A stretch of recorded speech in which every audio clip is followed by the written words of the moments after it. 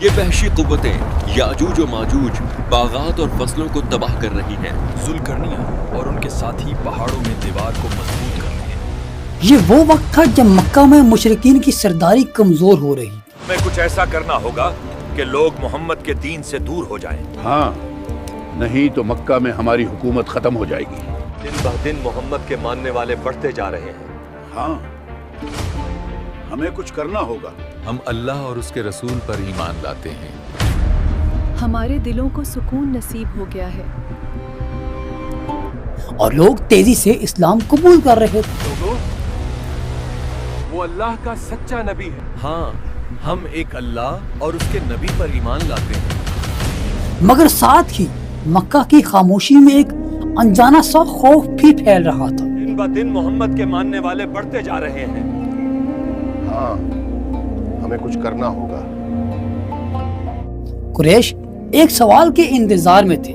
اس سوال کے جواب سے اللہ کے نبی کی سچائی ظاہر ہونے والی تھی۔ اگر وہ ان 3 سوالوں کے جواب دے دے تو یقین کر لینا کہ وہ اللہ کا سچا نبی ہے اور اس میں کوئی شک نہیں۔ آپ ہمیں بتا دیں کہ وہ 3 سوال کون سے ہیں؟ وہ 3 سوال یہ ہیں: وہ عظیم بادشاہ کون تھا جس نے مشرق سے مغرب تک سفر کیا؟ وہ نوجواز کون تھے جو غار میں سو گئے؟ اور روح کیا ہے؟ اور آسمان ایک جواب لانے والا تھا۔ اچانک فضا بدل گئی، نور کی ایک لہر اتری، ایک ایسی لہر جو صدیوں سے چھپے رازوں کو کھولنے والی تھی۔ یہ وہ لمحہ تھا جب سورہ کہف نازل ہوئی۔ کیا تم خیال کرتے ہو کہ غار اور لوح والے ہماری نشانیوں میں سے عجیب تھے؟ جب وہ نوجوان غار میں جا رہے تو کہنے لگے کہ اے ہمارے پروردگار، ہم پر اپنے ہاں سے رحمت نازل فرما اور ہمارے کام میں درستی کے سامان مہیا کر۔ تو ہم نے غار میں کئی سال تک ان کے کانوں پر نیند کا پردہ ڈالے رکھا، یعنی ان کو سلائے رکھا۔ اس وقت مکہ میں ایسا ماحول تھا کہ جو پہلے کبھی نہ دیکھا گیا تھا۔ قریش کی سرداری کمزور پڑ رہی تھی، بتوں کا اثر ٹوٹتا جا رہا تھا اور لوگ چپکے حضور کریم صلی اللہ علیہ وسلم کے کلمات سنتے اور ان کے بند دلوں کے دروازے آہستہ آہستہ کھلتے جا رہے تھے۔ اور قریش کے سردار خوفزدہ تھے کہ اب ان کی سرداری زیادہ دیر تک نہیں چل سکے۔ دن بہ دن محمد کے ماننے والے بڑھتے جا رہے ہیں۔ ہاں، ہمیں کچھ کرنا ہوگا۔ دن بہ دن محمد کے ماننے والے بڑھتے جا رہے ہیں۔ ہاں، ہمیں کچھ کرنا ہوگا۔ اور جلد ہی لوگ اللہ کی راہ پر آ جائیں گے اور اسلام قبول کر لیں گے۔ ہم اللہ اور اس کے رسول پر ایمان لاتے ہیں۔ ہمارے دل سکون سے بھر گئے ہیں۔ اور ڈر صرف یہ نہ تھا کہ لوگ توحید پر آ جائیں گے، بلکہ ڈر اس بات کا تھا کہ ان کی نسلوں کی بادشاہت، ان کا اثر، ان کے بتوں کا کاروبار بند ہو جائے گا، ختم ہو جائے گا، جو وہ صدیوں سے کرتے آ رہے تھے۔ اور اسی دوران مدینہ کے یہودی علماء نے کچھ لوگوں کو جمع کیا اور کہا کہ اگر محمد صلی اللہ علیہ وسلم واقعی نبی ہیں تو یہ 3 سوال ان پر پیش کرو۔ اگر وہ جواب لے کر آئیں تو سمجھ لینا کہ وہ سچے رسول ہیں، اور اگر نہ لا سکے تو سمجھ جانا کہ اللہ کے نبی نہیں ہیں۔ تو ناظرین، آخرکار وہ 3 سوال کون سے تھے؟ اگر وہ ان 3 سوالوں کے جواب دے دے تو یقین کر لینا کہ وہ اللہ کا سچا نبی ہے اور اس میں کوئی شک نہیں۔ آپ ہمیں بتا دیں کہ وہ 3 سوال کون سے ہیں؟ وہ 3 سوال یہ ہیں: وہ عظیم بادشاہ کون تھا جس نے مشرق سے مغرب تک سفر کیا؟ وہ نوجواز کون تھے جو غار میں سو گئے؟ اور روح کیا ہے؟ تھے۔ نمبر 1، وہ نوجوان کون ہیں جو غار میں سو گئے تھے؟ نمبر 2، وہ عظیم بادشاہ کون تھا جسے دنیا کے کونے کونے تک لے جایا گیا؟ اور نمبر 3، روح کیا ہے؟ اور یہ سوال پورے مکہ میں آگ کی طرح پھیل گئے۔ گلیوں میں، بازاروں میں، مجمعوں میں، گھروں میں، سب جگہ ایک ہی بحث ہو رہی تھی کہ اب دیکھتی ہیں حضرت محمد صلی اللہ علیہ وسلم کیا جواب لے کر آتے ہیں۔ راتیں بے چین گزری، آسمان جیسے خاموشی سے انتظار میں ہو، اور پھر ایک صبح مدینہ اور مکہ کی فضا جیسے رک سی گئی تھی۔ روشنی کا ایک چونکا اترا، لیکن وہ روشنی صرف نظر سے نہیں دیکھی جا سکتی تھی، بلکہ دل پر اترنے والی روشنی تھی۔ حضرت جبرائیل علیہ السلام سورہ کہف لے کر نازل ہوئے۔ لوگوں نے کہا کہ اے ذوالقرنین، یاجوج اور ماجوج اس علاقے میں فساد کرتے رہتے ہیں، بھلا ہم آپ کے لیے خرچ کا انتظام کر دیں کہ آپ ہمارے اور ان کے درمیان ایک دیوار کھینچ دیں۔ ذوالقرنین نے کہا کہ خرچ کا جو مقدور اللہ نے مجھے بخشا ہے وہ بہت اچھا ہے، تم مجھے قوت بازو سے مدد دو، میں تمہارے اور ان کے درمیان ایک مضبوط رکاوٹ بنا دوں گا۔ ایک ایسی صورت جس کی آیات میں صرف جوابات نہیں تھے بلکہ قیامت تک آنے والے ہر فتنے کے سامنے ایک ڈھال تھی۔ ناظرین، اس صورت میں اللہ تعالیٰ نے اپنے پیارے نبی حضرت محمد مصطفیٰ صلی اللہ علیہ وسلم کو اصحاب کہف اور ذوالقرنین کا واقعہ تفصیل کے ساتھ بیان کیا۔ اصحاب کہف آخرکار کون تھے، ان کی تعداد کتنی تھی اور وہ کتنے عرصے تک سوئے رہے اور ان کے نام کیا کیا تھے؟ ناظرین، حضرت عیسیٰ علیہ السلام کے آسمان پر اٹھائے جانے کے بعد عیسائیوں کا حال بے حد خراب ہو چکا تھا اور نہائی ابتر ہو چکا تھا۔ لوگ بت پرستی کرنے لگے تھے اور دوسروں کو بھی بت پرستی پر مجبور کرنے لگے تھے، خصوصاً ان کا ایک بادشاہ دقیانوس۔ میں تم کو 3 دن کی مہلت دیتا ہوں، بتوں کی پوجا پر واپس آ جاؤ۔ اب ہم کیا کریں؟ ہمیں یہ شہر چھوڑ کر بھاگ جانا چاہیے، لیکن ہم جائیں گے کہاں؟ ہم دقیانوس کا ملک چھوڑ دیں گے اور کسی اور ملک میں پناہ لے لیں گے۔ تو پھر دیر کس بات کی؟ ہمیں ابھی نکلنا چاہیے۔ چلو، اب یہاں رکنا نہیں۔ یہ ایک خاموش سفر تھا۔ پہاڑ، راستے اور وقت سب گڑھا بن رہے تھے۔ شاید تو اس قدر ظالم تھا کہ جو شخص بت پرستی سے انکار کرتا وہ اس شخص کو قتل کر ڈالتا۔ اور اصحاب کہف شہر افسوس کے شرفا تھے جو بادشاہ کے معزز درباری بھی تھے، مگر یہ لوگ صاحب ایمان اور بت پرستی سے انتہائی بیزار تھے۔ یہ بادشاہ کے ظلم و جبر سے پریشان ہو کر یہ لوگ اپنا ایمان بچانے کے لیے اس کے دربار سے بھاگ نکلے اور قریب کے پہاڑ میں ایک غار کے اندر پناہ گزیر ہو گئے۔ اور پھر یہ اصحاب کہف اگلے 900 سالوں تک یہیں سوتے رہیں گے۔ اب ہم کیا کریں؟ اگر فوج ہمارے پیچھے آ گئی تو؟ ہمیں صبر کرنا ہوگا، اللہ کی حفاظت پر یقین رکھیں۔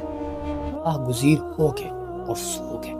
ان کے خلاف قتل کا حکم جاری ہو چکا تھا اور یہ جوان رات کی تاریکی میں نکلے، پہاڑوں کے پیچھے، وادیوں کے درمیان، ریت اور پتھروں سے لمبی راستوں سے گزر کر آخرکار وہ ایک غار تک پہنچے۔ وہ غار جو آنے والی صدیوں میں ایمان کی علامت بننے والی تھی۔ وہاں انہوں نے دعا کی کہ اے ہمارے رب، ہمیں اپنی رحمت عطا فرما اور ہمارے معاملے کو درست فرما۔ تب 300 برس سے زیادہ عرصے تک اسی حال میں وہ سوتے رہے۔ بادشاہ نے جب ان لوگوں کو تلاش کرایا تو اس کو معلوم ہوا کہ یہ لوگ غار کے اندر ہیں، تو وہ بے حد ناراض ہوا اور غار کا دروازہ بند کر دو، وہ وہیں مر جائیں۔ یہ فوج اصحاب کہف کی غار کی طرف بڑھ رہی ہے۔ ایمان کے محافظ نوجوان اور فرات، غیت اور غضب میں یہ حکم دیا کہ غار کو ایک سنگین دیوار اٹھا کر بند کر دیا جائے۔ بادشاہ کے حکم پر فوج نے غار کا منہ پتھروں اور مٹی سے بند کر دیا۔ ان کا خیال تھا کہ یہ نوجوان یہاں ختم ہو جائیں گے۔ یہ نوجوان اللہ کی حفاظت میں آرام فرما رہے ہیں۔ زمانہ گزرتا گیا اور وہ غار کی خاموشی میں محفوظ، تاکہ یہ لوگ اسی میں رہ کر مر جائیں اور وہی غار ان لوگوں کی قبر بن جائے۔ مگر اس بادشاہ نے جس شخص کے ثبوت یہ کام کیا تھا نا، وہ بہت ہی نیک تھا اور صاحب ایمان بھی تھا۔ اس نے اصحاب کہف کے نام، ان کی تعداد اور ان کا پورا واقعہ ایک تختی پر کلندہ کر کے ایک تانبے کے صندوق کے اندر رکھ کر دیوار کی بنیاد پر رکھ دیا اور اسی طرح کی ایک تختی شاہی خزانے میں بھی محفوظ کر دی۔ کچھ دنوں کے بعد بادشاہ مر گیا اور سلطنتیں بدلتی رہی، یہاں تک کہ ایک نیک دل اور انصاف پرست بادشاہ جس کا نام پیدروس تھا وہ تخت نشین ہوا، جس نے کئی سالوں تک بہت ہی شان و شوکت کے ساتھ حکومت کی۔ لیکن اس کے دور میں مذہبی فرقہ بندی شروع ہونے لگ پڑی تھی اور بعض لوگ مرنے کے بعد اٹھنے اور قیامت کا انکار کرنے لگے۔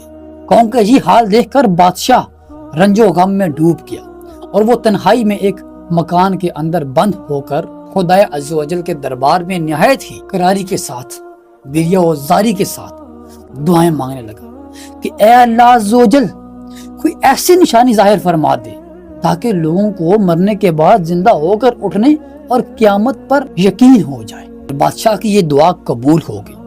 اچانک بکریوں کے ایک چرواہے نے اپنی بکریوں کو ٹھہرانے کے لیے اس غار کا منتخب کیا اور دیوار گرتے ہی لوگوں پر ایک ایسی ہیبت و دہشت طاری ہوئی کہ دیوار گرانے والے لرز اٹھے اور وہاں سے بھاگ گئے اور اصحاب کہف بحکم الہی اور اللہ کے حکم سے آج اس چرواہے کی وجہ سے اصحاب کہف 309 سالوں بعد جاگ جائیں گے، اور اللہ کے حکم سے جیسے ہی یہ پتھر ہلے اصحاب کہف ایک لمحے میں جاگ اٹھے۔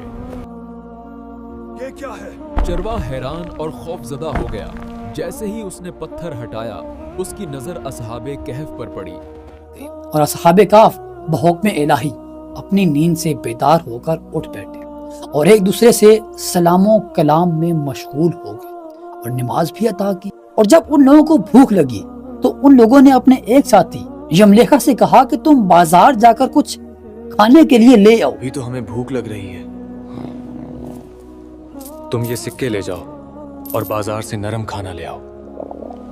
اور نہایت ہی خاموشی سے، یہ کسی کو معلوم نہیں ہونا چاہیے، کیانوس بادشاہ کو بھی نہیں معلوم ہونا چاہیے کہ ہم لوگوں کے بارے میں کیا ارادہ رکھتے ہیں۔ یملیخا غار سے نکل کر باہر آ گیا۔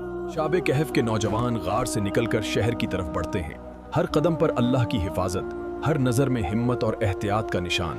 اور یہ دیکھ کر حیران رہ گئے کہ اس شہر میں ہر طرف خداوند تعالیٰ کا چرچا ہو رہا تھا اور لوگ اعلانیہ حضرت عیسیٰ علیہ السلام کا کلمہ پڑھ رہے تھے۔ یملیخا یہ منظر دیکھ کر محو حیرت ہو گئے اور الہی سے پوچھنے لگے کہ یا اللہ، یہ ماجرا کیا ہے کہ اس شہر میں تو ایمان و اسلام کا نام لینا بھی جرم تھا، اور یہ انقلاب کہاں سے اور کیوں کر آیا؟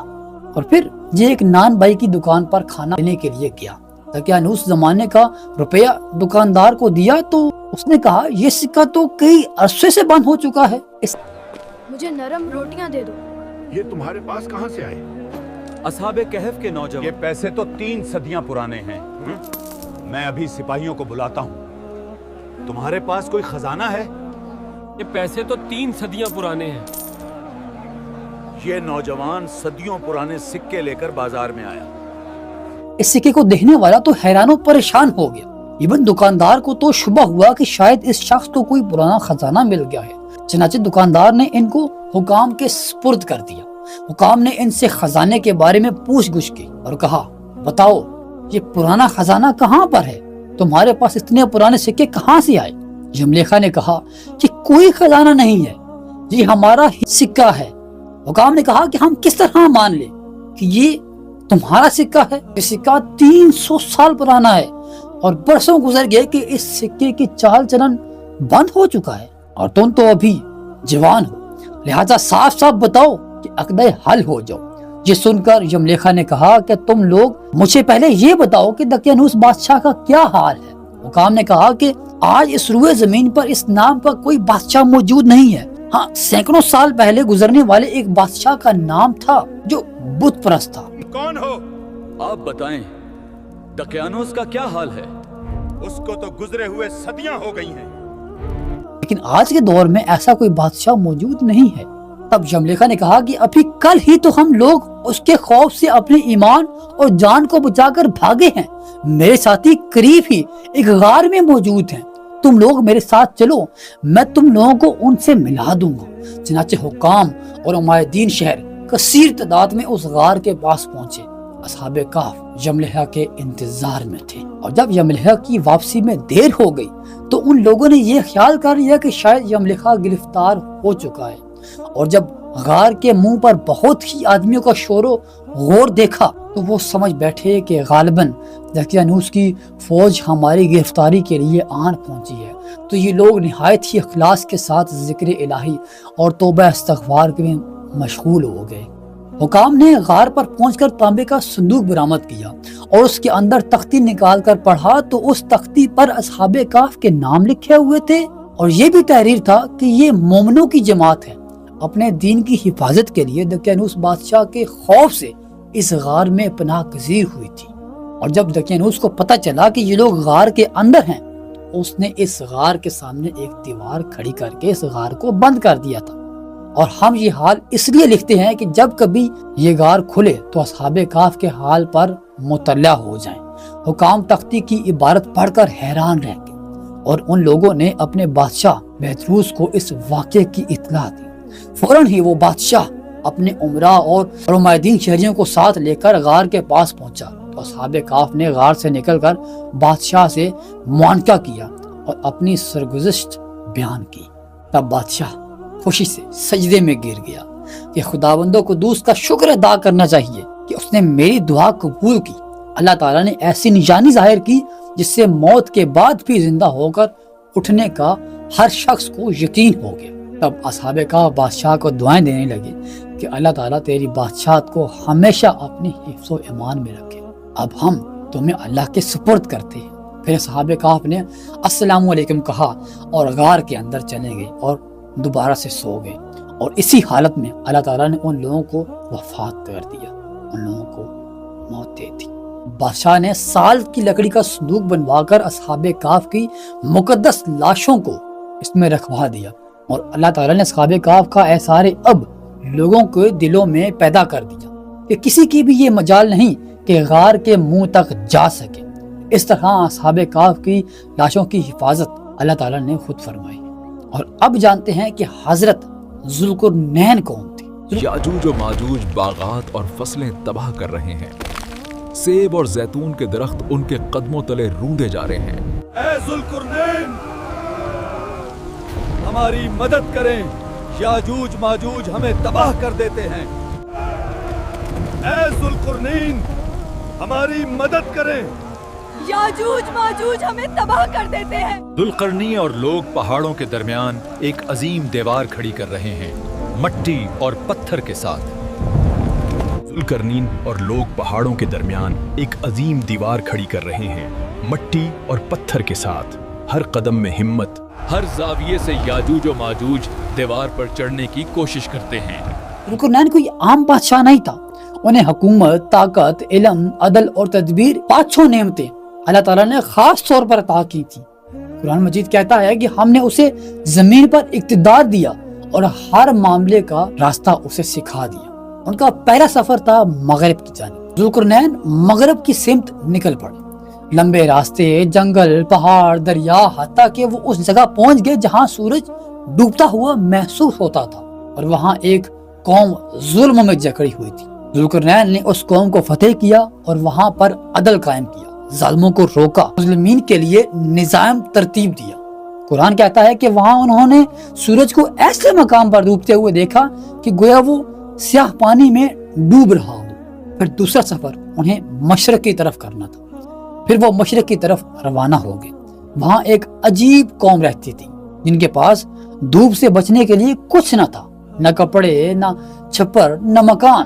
قرنین نے وہاں پر بھی آسانیاں پیدا کی، انہیں سکھایا، نظام بنایا۔ ہم نے انہیں وہی احاطے دیے جو وہاں پر موجود تھے۔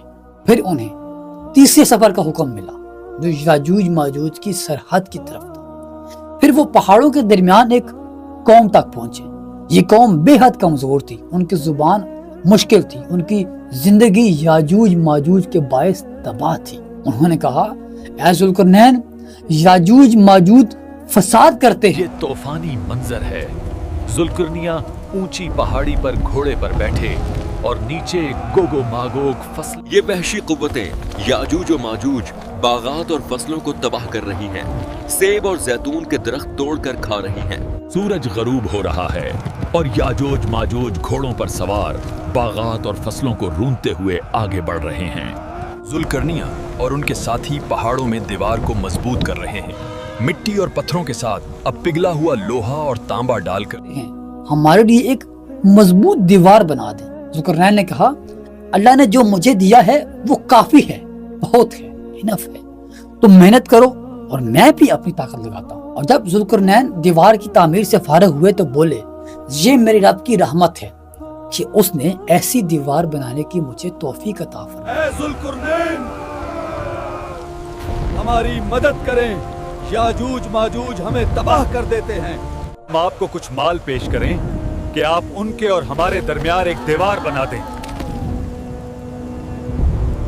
नहीं, अल्लाह ने मुझे बहुत दिया है, तुम हाथ पांव से मेरी मदद करो दीवार बनाने के लिए। जुल्करनी और लोग पहाड़ों के दरमियान एक अजीम दीवार खड़ी कर रहे हैं, मट्टी और पत्थर के साथ। जुल्करनिया और उनके साथी पहाड़ों में दीवार को मजबूत कर रहे हैं, मिट्टी और पत्थरों के साथ अब पिघला हुआ लोहा और तांबा डालकर। फिर मेरे रब ने जिस वक्त का वादा किया है, जब वो वक्त आएगा तो इस दीवार को ढाकर जमीन के बराबर कर देगा। ये वो वक्त है जब याजोज माजोज हर बुलंदी से टूट पड़ेंगे और जमीन पर और मेरे रब का वादा बिल्कुल सच्चा है। इस आयत की तफसीर में मुफ्ती तकी उस्मानी ने लिखा है कि कुरान मजीद की इस बात से यकीनी तौर पर मालूम नहीं होता कि ये दीवार क़यामत तक कायम रहेगी, बल्कि इसका क़यामत से पहले भी टूटना मुमकिन है। याजूज माजूज के मुख्तलिफ रेले तारीख के मुख्तलिफ ज़मानों में कई आबादियों पर हमला हावर होते रहेंगे और फिर वो खुद भी मुतमद्दिन इलाकों में पहुंचकर खुद को मुतमद्दिन करते रहेंगे। अलबत्ता उनका आखिरी रेला क़यामत से कुछ अरसा पहले निकलेगा। मुफस्सिरीन ने यह भी लिखा है कि याजूज माजूज के जो कबाइल दीवार के जरिए इस तरफ आने से रोक दिए गए थे, वो क़यामत के बिल्कुल करीब तक उसी तरह महवर रहेंगे। अलबत्ता बाकी इलाकों में मौजूद उनके कबीले दुनिया पर वक्फे वक्फे से हमले करते रहेंगे और जब रब दो जहां का हुक्म होगा तो दीवार जमीन के बराबर हो जाएगी, यानी ढह जाएगी, गिर जाएगी और वहशी याजूज माजूज दुनिया पर टूट पड़ेंगी। और उनके आखिरी हल्ले के बारे में इशारा रब ताला है कि यहाँ तक कि जब याजूज माजूज को खोल दिया जाएगा और वो हर बुलंदी से फिसलते नजर आएंगे, यानी उनकी तादाद इतनी ज्यादा होगी, वो इस तेजी से हमला आवर होंगे कि यूं लगेगा कि जैसे पहाड़ों से फिसल फिसल कर आ रहे हैं। तब हजरत ईसा अलैहिस्सलाम बहुत से मुसलमानों को लेकर कोहे तूर पर पनाह गजीर हो जाएंगे और बाकी लोग भी महफूज क़यामत में बंद होकर अपनी जानें बचा लेंगे।